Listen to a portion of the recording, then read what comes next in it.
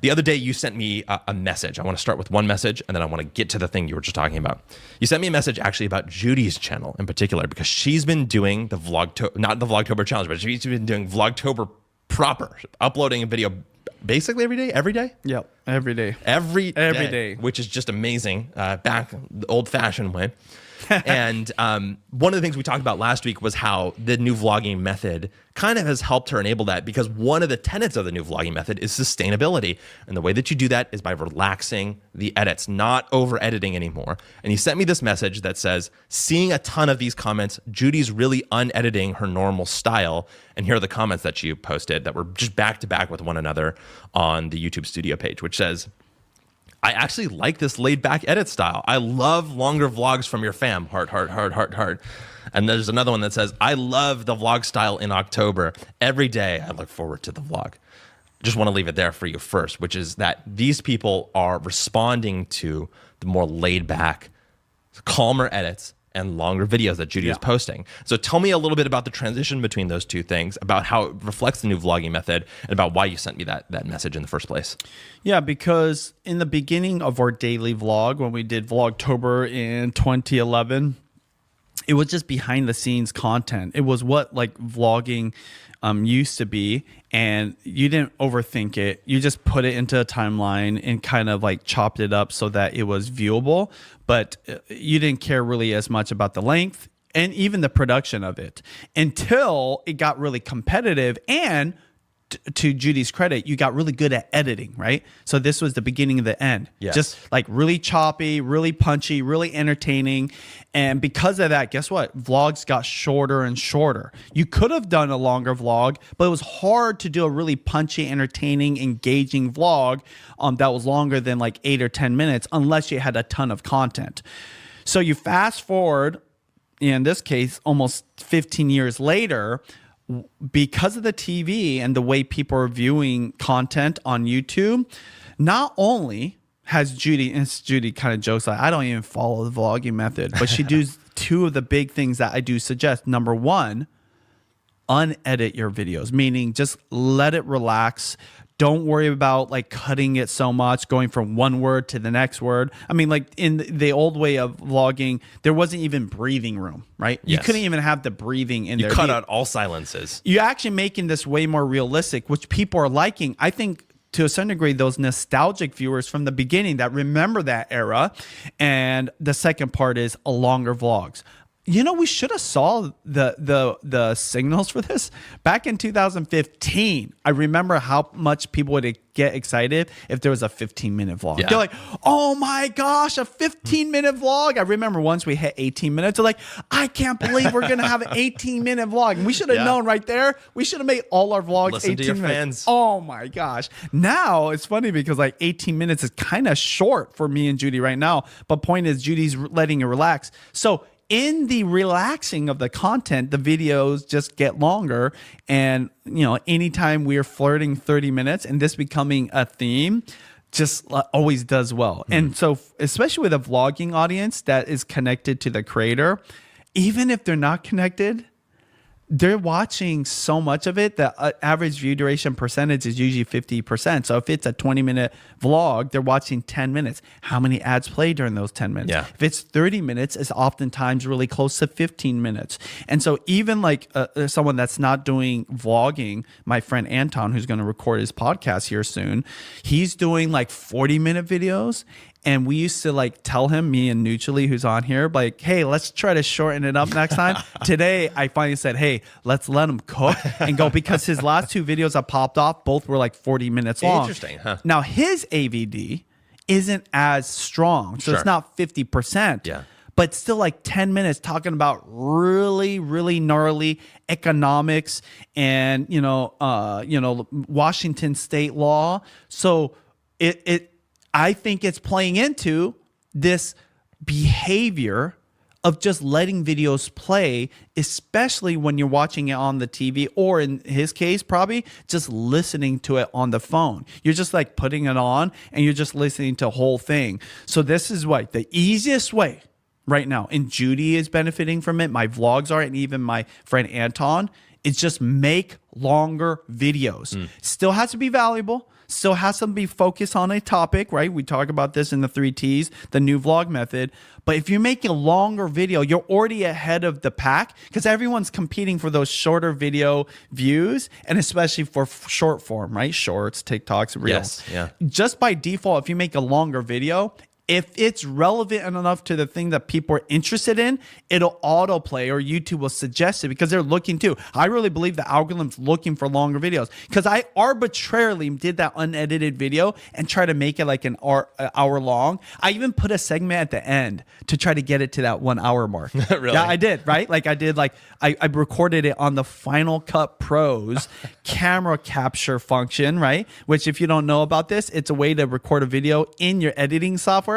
And then I dropped it into the timeline to really hit that hour. And that thing has got like 24,000 views, #1, like moneymaker. So going back to Judy, that's all she's simply doing. She's unediting. She's still editing, to her credit. It's like amazing. It's entertaining. So it gets a lot of views. Her fans love it.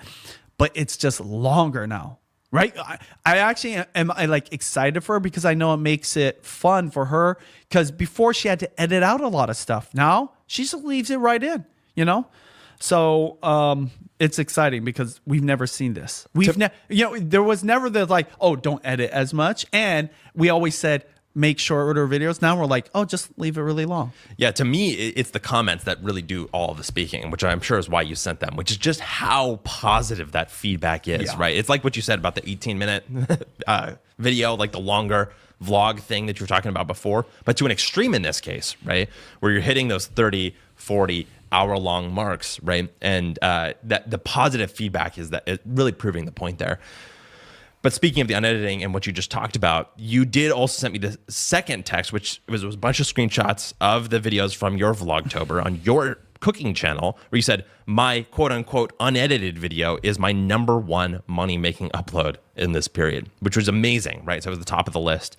Do you want me to share the numbers, or should we leave those Yeah, go private? ahead. You can share the numbers. So the top earning content was $500. That was from one video that you did in this Vlogtober period that was completely, and I mean this completely, unedited. The hardest part was just watching the video, just making sure there was nothing inappropriate in there. So let me describe Benji's process a little bit. You'll learn more about this in Vlogging Academy if you choose to go there. But just to prove the point, you can go and watch the vlog, and you can know that during this Vlogtober period, it was his #1 money-making video. You go ahead of time and you have a plan about the topic and takeaway that you want to record when you go to Costco. And this time you chose the topic and takeaway to be about cooking lasagna.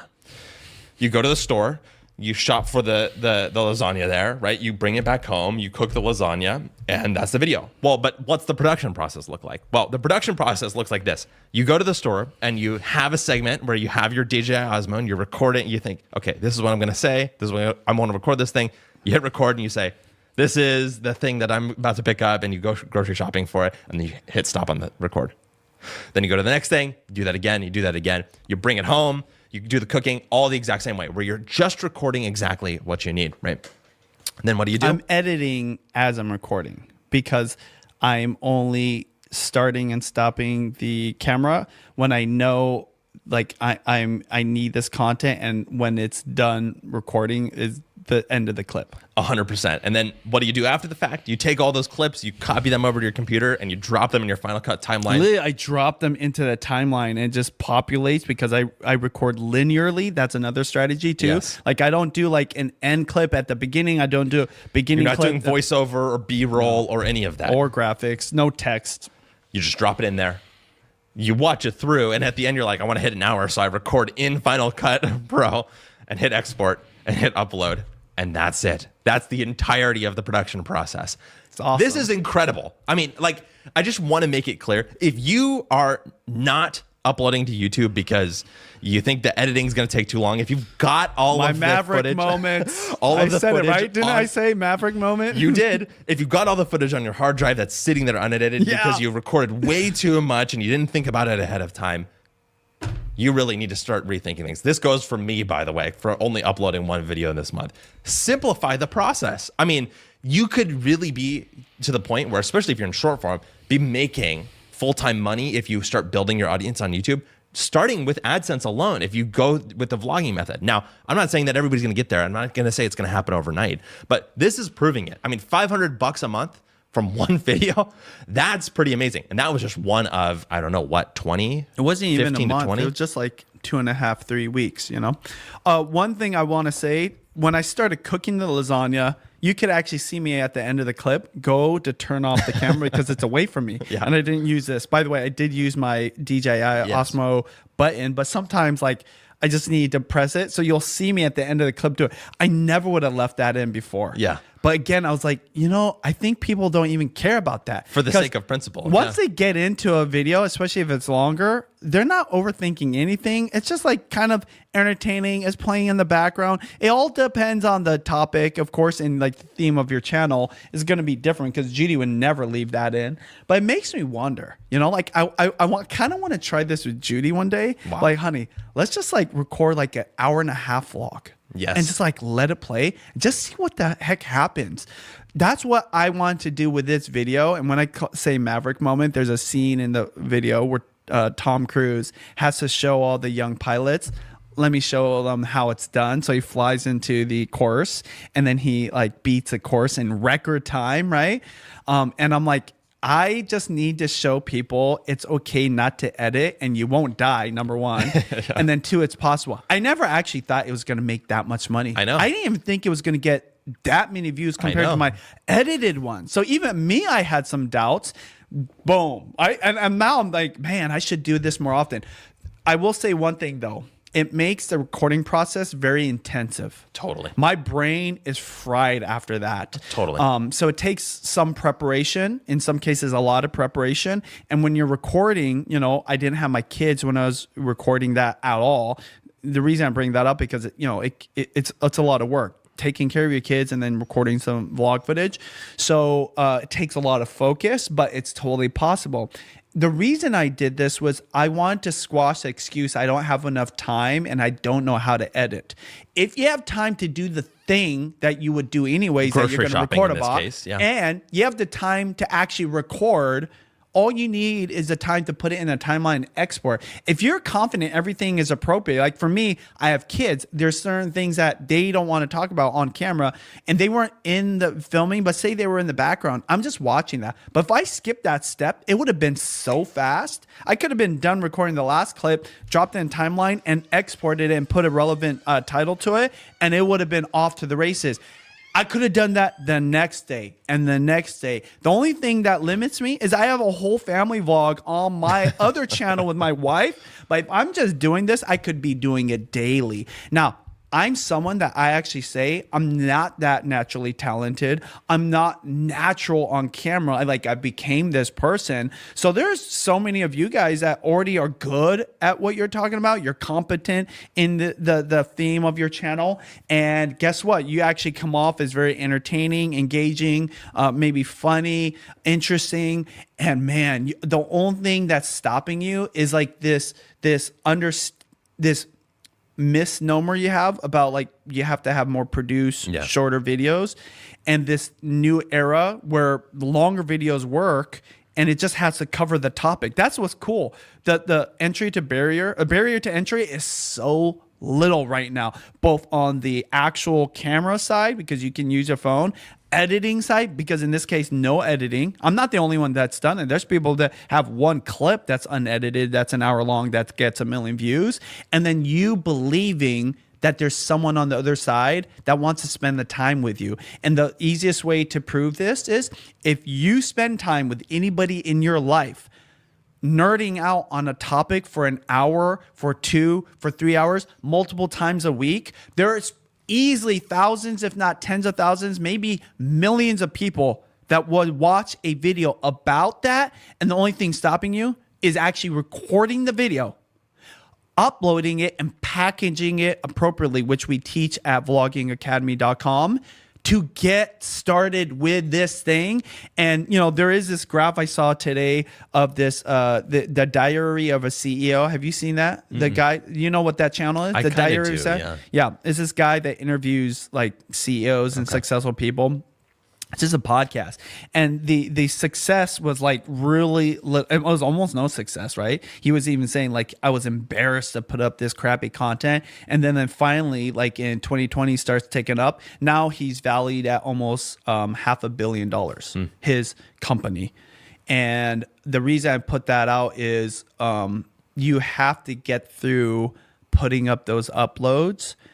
I would say though, with this understanding of longer videos work and unedited content is like actually palatable to viewers, you could have success sooner, but you have to upload a video. And the easiest way to do that right now is with vlogs, utilizing the new vlogging method, which of course we teach at Vlogging Academy. And that's all I did on that Costco video. That's my #1 money maker on my channel right now. And by the way, if you don't have a Mac, if you don't have a computer that's powerful enough, if you've got an iPhone, I mean, like literally in the last month, Adobe has released a free version of Adobe Premiere on the iPhone that you could literally do exactly what you just described. And didn't they announce you can upload directly from Adobe to YouTube now? Yeah, they have a partnership. And just one more thing on that, which is that, you know, if you look at the statistics for the video that we're talking about, #1 viewing device is TV. By far, it's 55% viewed on the TV. My video? Your lasagna video.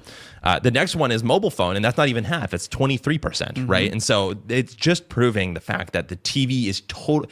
Without the TV, that type of video probably wouldn't have been possible in the past. I'm just being 100% honest, right? And like you said, if you're looking for the opportunity to kind of get started on it, I think Vlogging Academy is a great. We have covered the entire spectrum of the possibilities of the media space, especially on YouTube nowadays, from the no edit vlog to potentially going to feature length film K-pop Demon Hunters on Netflix, right? All of that's possible on YouTube. But if you're looking for an entry point, Vlogging Academy is an incredible place. By the way, a funny little story. I showed it to Chris, my editor, right? And of course, what would an editor think? He's like the guy at the company that his job's in danger, right? He doesn't feel that way, but I was like, look, my #1 video is a video that you didn't edit, that I didn't edit either. I just uploaded. So I can tell it was successful from the thumbnail. He designed the thumbnail, so credit to him. And I don't know if that was like a joke or he was being serious, but there is some truth to it. The packaging still matters. The title and thumbnail of your video determines how many people will discover it that don't know who you are. So even if you have a really good long video, make sure you title and thumbnail like in a way that matches. And so to Chris's credit, who edited that, right? By the way, minimal editing. Totally. I told him what to put on there, right? Which was not like rocket science.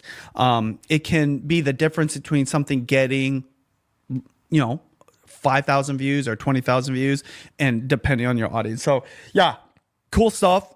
It was working for me. It's working for a lot of other people. It can work for you. Go to vloggingacademy.com if you want to sign up and start vlogging now, or especially in 2026, because it's coming up. And guess what? It's not going to last forever. Our thanks to the students of Vlogging Academy for helping make this show possible and for just taking advantage. Like, we're proud of students every single day. We just had a student hit their first few thousand subscribers after taking Vlogging Academy. We got an email from them the other day. So congratulations to them, and just really, really proud of the community that we're building over there at vloggingacademy.com.